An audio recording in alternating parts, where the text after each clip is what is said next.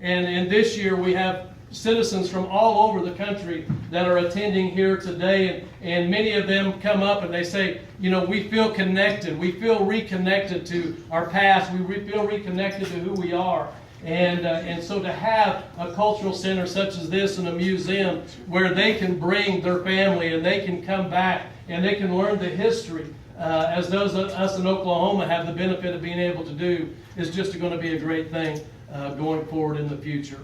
And so I know that not all of you didn't come to hear me speak today, but I know you want to see the facility, and we want to show you the facility today. But I just want to say from the bottom of my heart, Tijame, to everyone who had a part in putting this together. Our second chief, Norm Hildebrand, he sat on the building committee and the planning committee, as Sherry did, as Kim Harner, our chief of staff. I want to thank our architect. I don't know if Thomas is here today, Thomas Boxley. I know Crossland Construction is here with us. They're way back in the back. Crossland was the contractor, and as you can see, it's kind of a unique build. You know, it wasn't the easiest build to do, but they accepted the challenge and they just did a wonderful job. I want to thank Rebecca and Lamont with us today. They're helping us put this together, and I just want you to know, of course, we just got it done, and it's a building that I say it's going to be a living facility. It's going to always be evolving and always be changing. We're going to have different artifacts and different displays, and so this is the beginning today, but it's something that's going to continue to grow and begin to evolve as other pieces come in. And one of the things that we found out, that there's people from all over the country that have Wyandotte artifacts and that are coming forward today saying, we want to donate those to the museum. And so we want to say thank you to them also, because many of those items have been donated or they are on loan to us today. So Tijame, thank you very much for being here. And at this time, I think there's a reception set up with cake and punch. Oh, I'm sorry.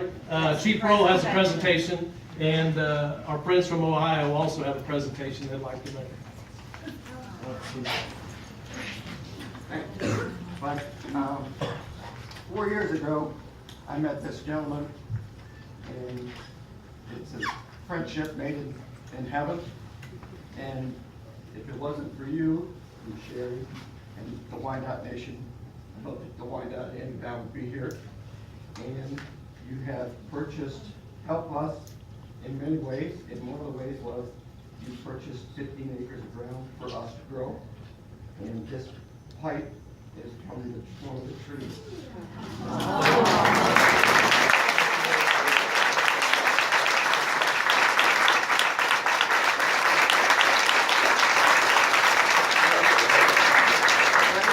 Sue and Chandel have also something for you. We made a dream catcher. It is made with willow tree branches from this point. Also, the feathers are from her father, Amaro, found in David, and there was 5 very beautiful feathers, and we happen to have 5 rings today. And we didn't know if we were going to use the water tape, but this is a goose feathers. And it means cooperation, the goose, it means cooperation, brotherhood, sisterhood. And I'm like, oh, what a great meaning for our comforter and for the help that you're bringing. And I thought that it's really representative.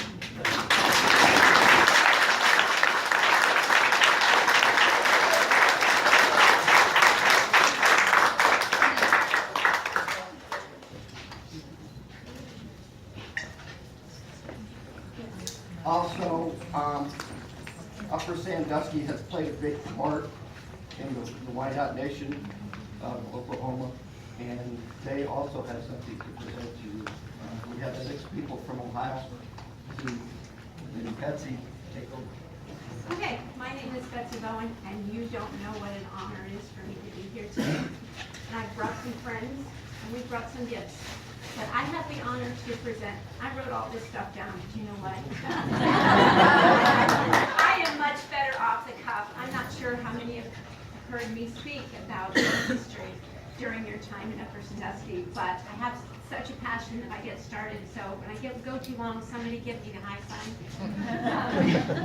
I just have a passion for your history, and I guess I should try to get some bullet points in, but my friends that are with me are Joanne Arnold, and she's our pastor's wife, Marsha Barnes, who is a third grade educator who has shared your history with third graders for 28 years. And my husband Jeff, who puts up with me going all over the country. Our Pastor Brian, who has been a big support for all of this. And for Robin Conley and Carl Miller. They helped in preparing this presentation. But your time in Upper Sandusky was such a change in that area. And when you lost Tarhay, that was a sad time. And following Tarhay, John Stewart came, and he was a black man who was called by God to bring the word to you. And so he came to Upper Sandusky, which wasn't even Upper Sandusky. And so I guess I want to present the Mission Church first. This is the church that was built, and I have a picture of John Stewart. That actually we found this image in a book, in a Bible, that belonged to Reverend NBC Love, and we were able to get the etching. And you can tell me I'm a little bit nervous. But when John Stewart came and he brought the word, many missionaries followed after that.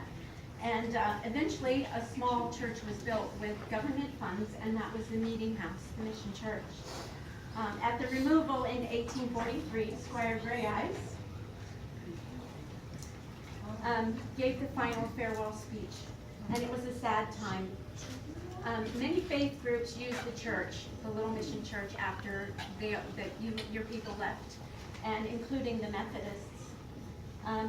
Eventually, the church began to fall into ruins, but luckily in the 1880s, a minister arrived, a Methodist minister was assigned to the area, and that was Reverend NBC Love. And this picture is actually from his Bible. So we like to say that love rebuilt your church. He fell in love with the little church, and he began efforts to rebuild.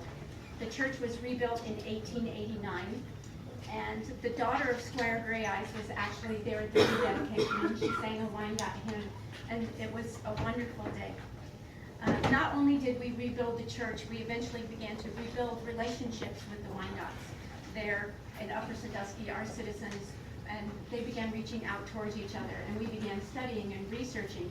And a lot of that happened under Thelma Marsh, and I don't know who all remembers Thelma Marsh. She was an amazing woman, and she sucked me right into it. I remember meeting Chief Bearskin, and I was amazed at his love and his compassion for his people. I was just very impressed. And it's always been an honor to share your story with the visitors who come, and I have done tours probably since mid-1990, and it's been such a joy. And the third graders that come every year and honor the place with flowers, it's an amazing, amazing thing. And now the relationships continue to grow with Chief Billy.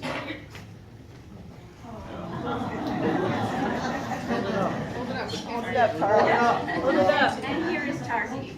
And all these slates are from the roof of the mission. We just rebuilt the mission, the roof this year. So these slates are 127 years old.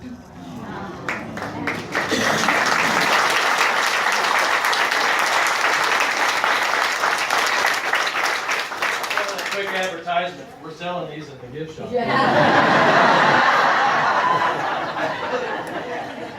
had to throw that in for the gift shop. Just not this one. Just not that one. But we hope to continue this relationship as a working relationship.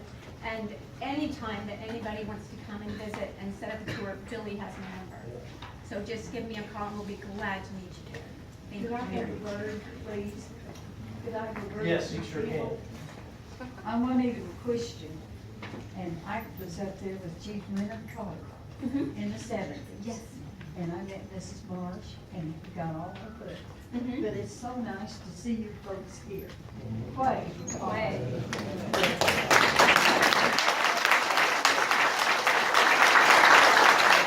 Robin Conley has her business. We are laser engraving. We provided the slates. I gave her the images, and this is what she and her brother Carl. So